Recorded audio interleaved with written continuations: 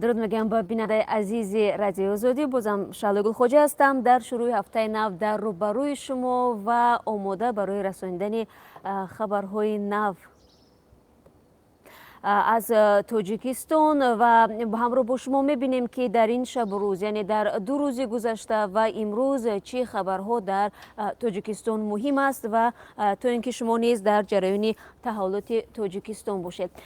در تاجیکستان تا یک هفته اخیر قیمت گاز مایع با کمیش 60 درم بالا رفته است. بعضی از راننده ها با رادیو آزادی گفتند که در حال حاضر نرخ 1 لیتر گاز مایع از 3 سومونی و 90 درم تا 4 سومونی و در بعضی از نقطه های فروش سوزشواری از اون بیشتر قیمت دارد. گفته می شود نرخ بنزین و سلر نیز افزایش یافته است. طبق حساب ها حدود 60% ماشین های سبکرو در تاجیکستان از گاز مایع استفاده می کنند و در مجموع سوزشواری در تاجیکستان از جمله محصولات است که تغییرات در نرخ آن به زندگی مردم تاثیر مستقیم دارد. مقامات تاجیکستان و شرکت های تامین کننده سوزشواری در کشور هنوز وضعیت را شرح ندادند. دقیق نیست که بالاروی نرخ سوزشواری در کشور به چی ربط دارد. یکی از مالکان نقطه سوزشواری در ولایت سوخت به رادیو آزادی گفت که تغییرات در نرخ مواد سوخت و در 3 روز اخیر اساساً مشاهده شده است. در مورد آنکه چرا قیمت سوزشواری در کشور یک بار بالا رفت، این مصاحب ما گفت که یک سببش به آن وابسته است که حالا از طرف قزاقستان گاز ناآمده ایستاده است. دوم اینکه این شب روز طلبات به سوزشواری از جمله گاز و سلرکه بیشتر شده است.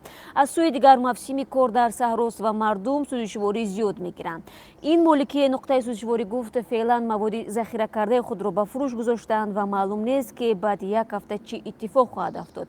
طبق اطلاع مقامات تاجیکستان، طلبات کشور به گاز مایع در یک ماه حدود 30,000 تن و در یک سال 360,000 تن را تشکیل می‌دهد. سال گذشته به تاجیکستان 350,000 تن گاز مایع وارد شده است و بیش از 70% این نوع سوزشواری به کشور از قزاقستان وارد می‌گردد. باقی مانده آن را از روسیه، ترکمنستان و قرقیزستان می‌آورند. مقامات میگویند که گاز مایع نسبت به دیگر نوع سوزشواری طلبات زیاد دارد و محض افزایش تقاضا و کم شدن آن سبب یک بار بالا رفتن قیمت ها می شود. اما کارشناسان در همین حال میگویند نبود رقابت در بازار سوزشواری یکی از سبب‌های بالاروی نرخ گاز مایع و نوع‌های دیگری سوزشواری در تاجیکستان است. خب حالا رو میاریم به یک موضوع دیگر که آن به برگزاری جام جهانی فوتبال در روسیه داخل دارد. دپارتمنت دولتی و وزارت امور خارجه آمریکا هشدار داده است که احتمال آن میرود که تروریستان مکانهای برگزاری جام جهانی فوتبال 2018 را در روسیه هدف قرار بدهند. این وزارت به تهدید مشخص اشاره نکرده است، اما روز 16 ایون شهروندان آمریکا خواست که به خاطر تهدید تروریسم و همچنین آزار و تمجید مقامات حفظی حقوق در مورد سفر به آن کشور تجدید نظر کنند. در بیانیه وزارت کارهای خارجه آمریکا آمده است که با وصف تدبیر گسترده برای تامین امنیت جام جهانی فوتبال، تروریستان ممکن است تلاش کنند مکان‌هایی را به مثل میدان، جای تجمع طرفداران تیم‌ها، سیاحان و مرکز نقلیاتی را هدف حمله قرار بدهند. گروه تندرو دولت اسلامی از آخرهای سال گذشته به این طرف از طریق شبکه‌های اجتماعی تهدید کرده است که بازی‌های جام جهانی فوتبال را خلل‌دار خواهد کرد. خب به طور شما هم می‌دانید این بازی‌ها 14 ایون سر شد و تا 15 ایول در 11 شهر روسیه ادامه خواهد کرد. مقامات روسیه میگویند که چاره‌های شدید امنیتی اندیشیده شده است و ده ها هزار نیروی امنیتی در مسکو و شهرهای دیگر میزبان بازی‌ها دست به کارند. این هشداری آمریکا در حال صدا می‌دهد که یک شهروند قرقیزستان با اتهام راندن تاکسی به طرف ازدحام مردم در شهر مسکو بازداشت شده است. حادثه روز 16 ایون در کوچه ایلینکی شهر مسکو رخ داد و بر اثر آن 8 نفر از جمله سیاحان مکزیکویی که برای تماشای جام جهانی فوتبال به روسیه رفتند آسیب دیدند.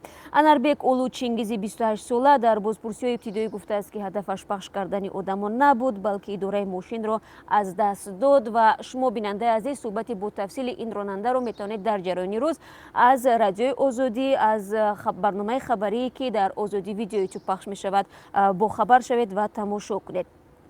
رو میریم به موضوع دیگر. در یک سال اخیر بیش از 130 زن و دختر تاجیک در پی خشونت خانوادگی در بیمارستان‌های تاجیکستان بستری شده تحت نظارت پزشکان قرار گرفتند.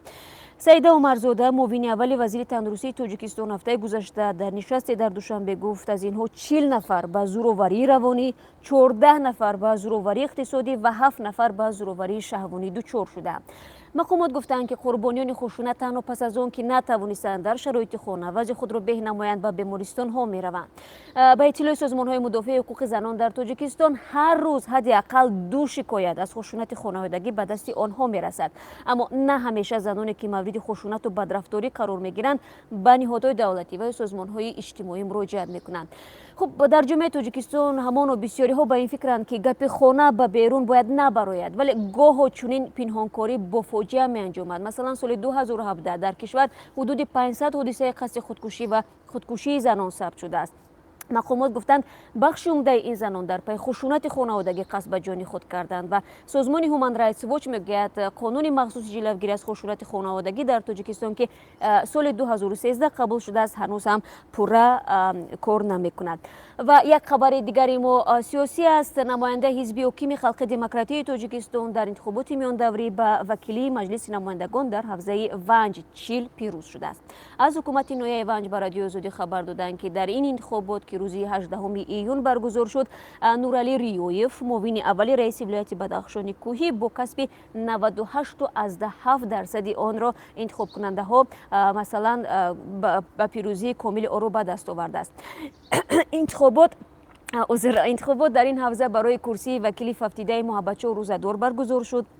محبتچو روزدارов روز 19 مارس سال جاری از دنیا درگذشت. قبلا خبر داده شد که هیچ یک حزب دیگر سیاسی و یا گروه های مردمی برای شرکت در این انتخابات نامزدی را معرفی نکردند و به این دلیل انتخابات میان دوره در حوزه ونچیل بدون رقابت و با شرکت تنها نامزد حزب حاکم خلق دموکراتی تاجیکستان برگزار شد. بیننده عزیز، این چند خبر مهمی بود که من میخواستم با شما در میان بگذارم. با خبرهای بیشتر من شما را بعد از 3 ساعت دیگر در معرفی سرخط مهمی خبر و گزارش منتظرم.